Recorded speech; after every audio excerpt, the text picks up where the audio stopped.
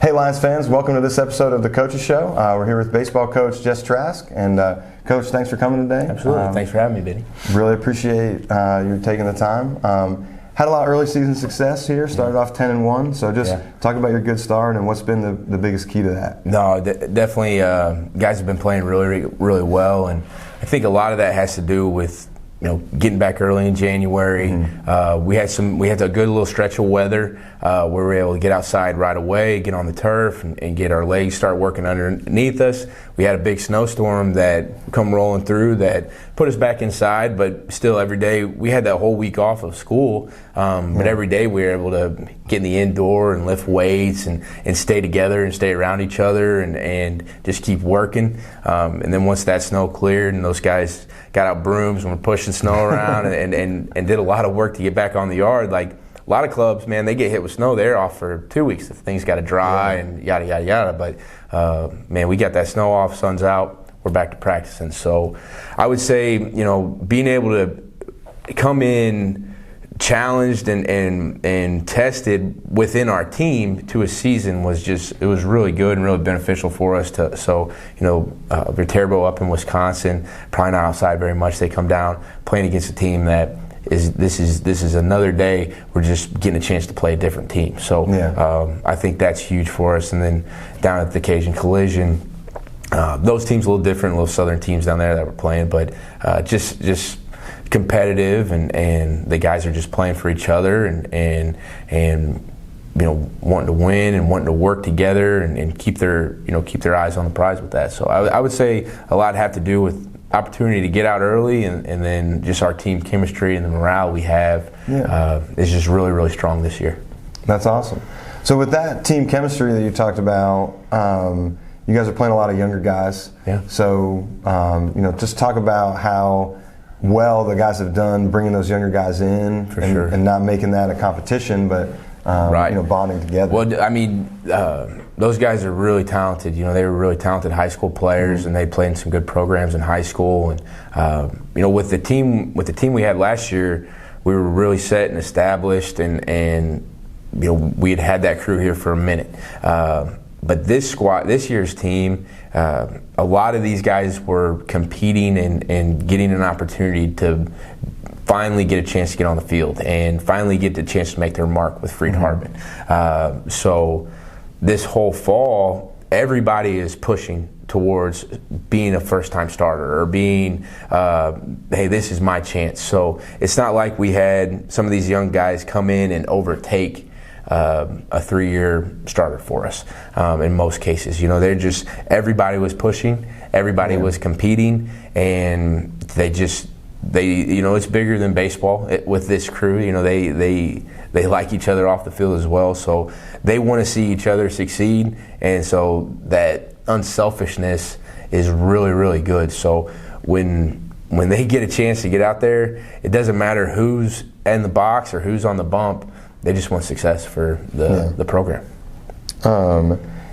This is the second year you've been head coach, so talk about something that you didn't do as well last year, you learned, and you're doing better this year. Yeah, so last year, first time head coach, getting a chance to just kind of take it in and okay, who am I going to be here?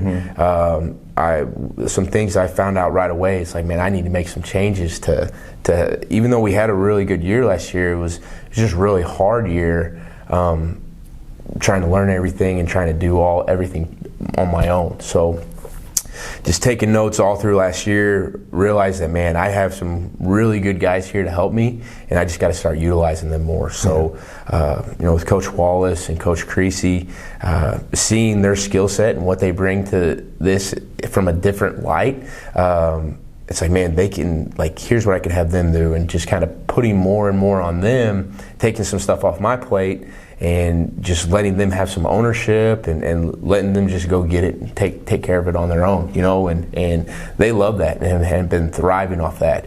And then the addition, we didn't have a graduate assistant last year in the spring, so the addition of Will McCall throughout the year, he's just been fantastic, and he's worked really hard, and I've been able to I've been able to give some stuff to him, and a thing that he's so good at is just really create. He's been in the program for so long, so he really gets it. So he could just be really creative, and like he goes accomplish his task without even being told. He just like he sees something he can get to, and he goes gets it done, and that's been really cool. So just seeing him take off in this new role, and Chris Goodrich has been a little bit of a player coach for us, and has done a great job in this role with helping some of our JV guys and being support staff with our varsity team, and he's a really calming presence to a lot of these guys, and he's been in the program for a long time too. So he's well known and well liked and well respected. And he works hard for these guys, and he takes some extra time and some hours trying to give these guys a little love. And so just kind of learning how to use my resources, you know. And I would say that was my biggest takeaway from last year. It's like, man, you got all these good people around you, use them, you know. So and then just seeing them take off with that and thriving has been pretty cool thing to see. That's awesome. Now, we were talking off air a little bit about the atmosphere that you guys create. The team creates at basketball games. Yeah, no doubt. Yeah. The way that we support our other athletic teams here. So, talk about that. Does that get you excited? Maybe make you scared a little bit sometimes? Yeah, a little bit of both. But I know our guys. I know who they. You know, I know. They can be pretty wild teenagers in some sense of just clowning around and being squirrely, but they're good-hearted guys. They're great guys. So I don't worry about it too much. I know Coach Humphrey will stand there by them some games, and you got some other staff and support with Freed-Hardeman kind of being around them. And if they make a comment to them, it's like, hey, maybe idle that or just drop that down a little bit, and they're real good about it. They're not going to be disrespectful in most cases, you know. So, but yeah, if I'm not at the game, I'm checking out the live stream and just kind of keeping, you know, one eye on the basketball game and one eye on them, making sure they're not running out to the court. And, I worry a little bit about the half-court shots all the time. Okay. I mean, clearly you're going to make them if you shoot 100. Like, you're going to make one. So the impressiveness of making a shot is kind of losing a little bit, but they love doing it, man. It's fun for them to have. Like, it's really cool that they rally around something, and it's just something. I mean, they're together for a few hours out of practice, and then like they want to go be together more, you know. And it's just like, I mean, how exciting is that? And then for them to be able to be pouring that into Freed-Hardeman athletics, it's like, I mean, it's a beautiful thing for sure. So, and that really helps, I'm sure, the basketball team. No doubt. The home field advantage. Right, and I think so. I was listening with the Cumberland's broadcast, and which doesn't have anything on Lions Digital Network, by the way. Not to slay mud, but Lions Digital Network got it going on. So Cumberland's broadcaster made mention a few times, because Cumberland's wins that game, you know, and it was at Cumberland's. At Cumberland's, right. It was a rough one, and but they're saying how much the Patriots like playing in quiet gyms, and you know, clearly, and that's clear because when they come to our gym, they really struggled. Yeah. So. You know, those are two really good basketball teams, and just for them to say stuff like that, obviously our home field advantage is kind of spreading around throughout the Mid-South, I suppose. So that's good. It's significant. It's great. Well, that's great, and it's glad that you guys are playing a big part of that. Yeah, so. Man. Well, cool. All right, now I want to play a little game here. We did this with the basketball coaches last week, so we're going to play Remember the Stateline. Okay. All right. Sure. So now I've got a game that you were the head coach for. I'm not going way back or anything. But, right. So last year, May 17th, 2023. Okay. Yeah. Freed-Hardeman 7. Probably like a opening round type game or something like that. Yeah. Yep. Freed-Hardeman 7, Georgia Gwinnett 6. Okay. All right. So first question. Mm-hmm. We played Georgia Gwinnett the day before. You remember the score of that game? That was a rough one. It was more of like a football score. It was like, I don't know, 21-3. Yeah, it was 21-4. Okay. 21-4. So all right, yeah. You cut yourself a little short. Yeah. We at least made that field goal at the end. A big Coach Estes idea I remember was let's get the party started. Who scored first that game? In the 7-6. Oh, the 7-6 game. We did. We scored first. Right. Do you remember how? I've been first inning, so McCall had an RBI. Yeah. Do you remember how he got the RBI? Home run. Yes. Yeah, solo shot. That was a 2-run home run. 2-run? Yeah, you guys started up 2-0. Presley was a run scored on that, I'm assuming? Okay, yes. Good. Presley run scored. Yeah. Now, how many pitchers did you use that day? Just one. Just one. Now, even though I think Houston gave up like 6 runs in the 5th or 6th inning there? Yeah. And had to leave them out there. Absolutely. I mean, in baseball, right, team game, and those runs not necessarily fall solely on Houston High.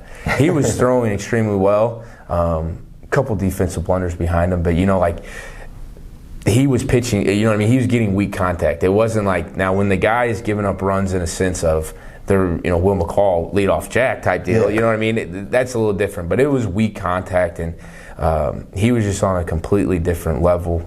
He's a big Star Wars guy. He's even got Star Wars shoes, and they're really nice. His buddy back from his hometown or his home area is taking care of him there. But he was in a galaxy far, far away that night. He was on a different level. That's good. All right, so let's go some returning players here. Okay. Just their style. So they were 1 for 4, 2 for 4, 3 for 4, whatever. I'm just going to give you a couple here. So Christian Presley. 2 for 3 with a walk.